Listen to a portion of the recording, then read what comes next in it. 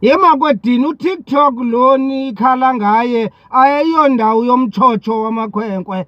Nina bafana uTikTok loni ndinqanda kuye ayondlu yesibane, ayondlu yamakrwala le, yindawo yomntu wonke. Eyona nto ndizanayo ke isekubeni into yokokuba uyabona inja xa uyibangula imeva nokokuba ungumnikazi wayo iyakuluma.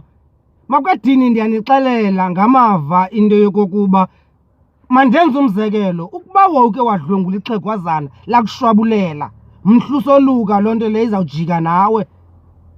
Yiloo nto ke ngoku amaxhego azawuthi kuwe le nto wayenzayo imdaka yithethe njeni xa ungakwazi uyichaza, kuba awungeke ube nesibindi sokuthi umakhulu bani wadlwengulwa ndim.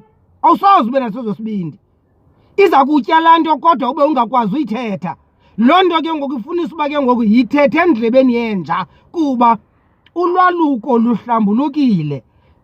Xa ke ngoku uza kuthatha ulwaluko ungahlambulukanga wena ngokuthi uxolise kulaa makhulu wamdlwengulayo, ngumzekelo lo, omhlawumbi wabulala umntu wakokwenu,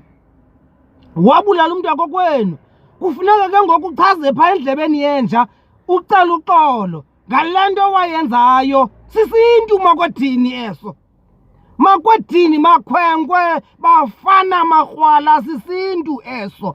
Ingxaki esinayo yinto yokokuba iingqondi zethu thina maXhosa ngoku ziphekwa eziyunivesithi. Xa umntu esithi ndinguDr bani bani amanyelwe, ibe ingumntu owenze i-research lowo, engenamava ngokuzalwa nangokuyenza le nto athetha ngayo.